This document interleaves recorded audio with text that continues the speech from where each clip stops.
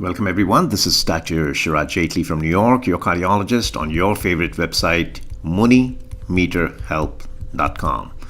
Yes, this is your website which is dedicated to educating you about the human heart and its illnesses across the globe. From one end to the other, we are very enthusiastically seeing increasingly more and more number of supporters and viewers from pretty much several countries from within several continents, and it's so exciting to really be in touch with all of you. And by the way, I'm very, very thankful of your questions and comments that you write, so please do continue to write, and I'll make it a point myself to answer your questions as soon as possible. So without any further ado, I'd like to delve into the subject matter. The subject today is, what are the cardiac manifestations, or complications rather, if you will, of Addison's disease? Now, Addison's disease is the acute adrenal insufficiency. Now, you may have an acute, or again, as I said, it may be a chronic adrenal insufficiency. And invariably, it is the glucocorticoids which are being produced, and so their levels are down, and so are the mineralocorticoids. So essentially, it is related either to an infection. The commonest infection, specifically in developing countries, is tuberculosis. So this is very, very important, and it has to have a bilateral. Remember, the adrenals are sitting on the two top poles of your kidneys. And so here, let's do a little schematic here quickly for everybody gets a little, a better understanding. Here's the right kidney, which is lower than the left kidney. I always emphasize, because the liver is just sitting right here. And then you have what it looks like is your tiny little adrenals here on the top. These are your adrenals, or we call them suprarenals. It's the same thing, suprarenal adrenals. So it's a bilateral infection, metastatic disease, especially if you have a metastatic cancer which is going to both the adrenals. Chiefly, it's mostly renal, because it's blood-borne, and both the kidneys can be affected, and somebody can go into acute or chronic Addisonian crisis. Likewise, autoimmune. Now, autoimmune is very important, because that's where you do not have a real reason, and again, people think that perhaps there's an antigen or a hapten which has changed because of a foreign body interaction, or foreign virus perhaps, or foreign particle interaction, etc., etc. So there's an autoimmune mechanism also, but invariably it's a tuberculosis and metastatic disease which is commonly responsible for Addison's disease. Now, there is an ACTH, because we know that ACTH actually is responsible for all these hormones. So ACTH primarily, if it is also low, and so this becomes a secondary Addison's disease. Remember, it's not the primary, it's the secondary Addison's disease, where the ACTH is actually low. So invariably, when we say Addison disease, it's primarily the infection here, the cancer here, bilaterally, which is, we're just talking about the metastatic disease and the autoimmune phenomenon. Okay, so having understood that, now what are the clinical features? Now remember,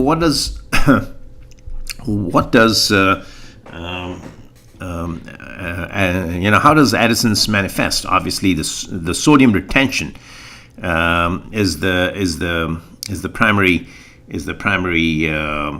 function of the aldosterone, and that is missing. So you have sodium, which is low. You have potassium, which is high. Remember that. And you have hypovolemia. So the volume is extremely low, and there is low blood pressure. So there is hypotension and a cardiovascular collapse. Now, these are the hallmarks of Addisonian crisis, we call it. So these are the hallmarks of Addisonian crisis. Now, it was Thomas Addison who really actually defined these symptoms very, very early in the previous century, I would say. And essentially, all of this has not changed, because the syndrome is exactly when it presents. Now, by the way, you should know that this is one of the biggest endocrinological emergencies ever that a cardiologist or an endocrinologist will be called for. So do not obviously miss this and the way to go about is when you suspect that there is hypovolemia, there is hypotension, and there's a cardiovascular collapse which is impending. And when you do the electrolytes, you find the sodium is markedly low, like in 110, 115 range. And the potassium is the indicator here. It's always like 5.8, 6.3, etc. in those ranges. So having said that, then immediately you check the renin level, and the renin level will be high. So renin levels are high here. And that'll be further indicative of this. And you could do an ACTH, but if the ACTH is low, then you know it is a secondary type of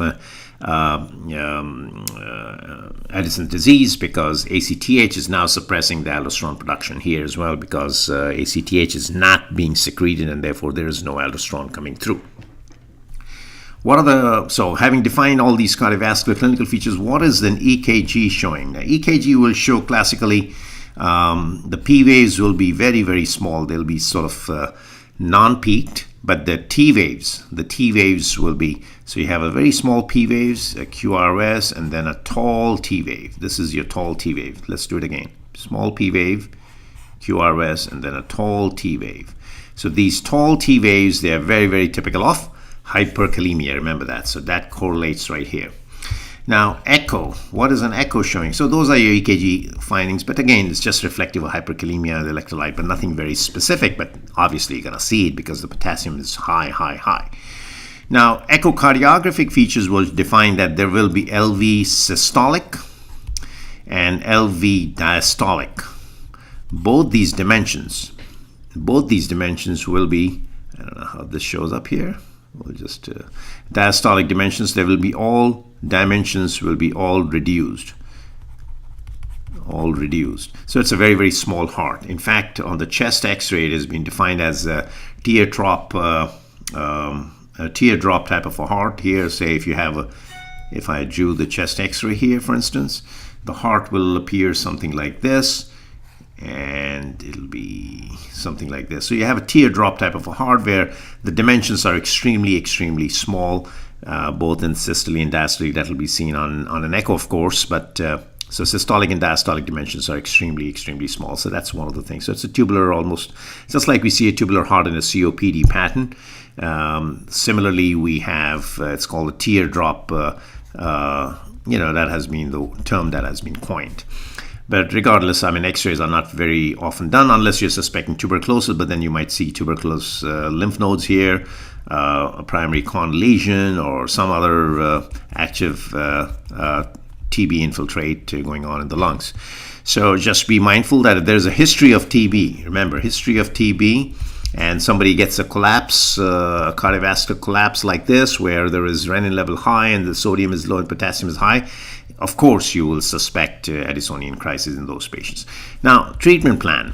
Treatment plan is really threefold. One, give IV bolus of hydrocortisone right away.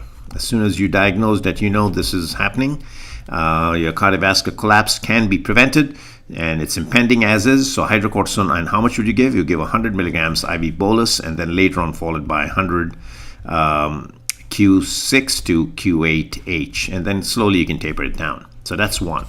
The second thing that you will do is obviously volume replacement. So volume replacement volume has to be upped. So you give IV normal saline and IV D5 normal saline. So D5 normal saline has to be given, just drain in into the body.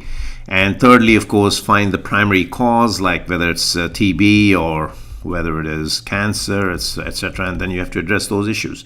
So these are the ways to manage the Addisonian crisis. And time and again, I'm sure a cardiologist once in a lifetime will be called by the endocrinology or the medical force. So it's a good idea for the interns and residents and fellows, and of course it's going to be on the board, so you will have a question here. But do supplement. I do always suggest that. Do supplement your textbooks and whatever else that's recommended for you, because this is a supplement here, and it's not the core curriculum. But the fact is that, hey, look, in short 5 to 8 to 9 minutes, I try to give you my video vignette and some important pearls and some important tips, so this way you can carry it to your examination hall and mark your questions, mark your answers right.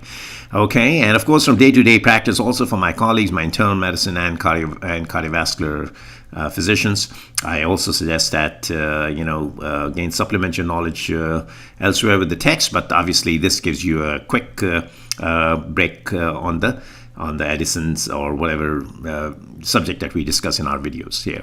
Thank you for your attention again on MuniMeterHealth.com, your favorite website, which is dedicated to teaching you about the human heart and its illnesses. And of course, our goal is to improve the patient education as well as the clinical medical education, which we are continuing anyway, so that this way we can enhance the clinical outcomes. So that's one of my very, very old initiative for the past 35 to 40 years, which I've been practicing in all my practice years here in the States, and I like to delve into that. And there are videos that we are doing in Hindi as well as in basic English, and I'm dumbing it down currently primarily for the general masses, so this way they also follow and they understand what is chest pain, what the breathing difficulty is, what the palpitations are, why is there a swelling of in the legs, etc., etc., etc. So this way, they're cautioned. They try to quickly report to their physicians, and this way a lot of things can be taken care of much, much earlier.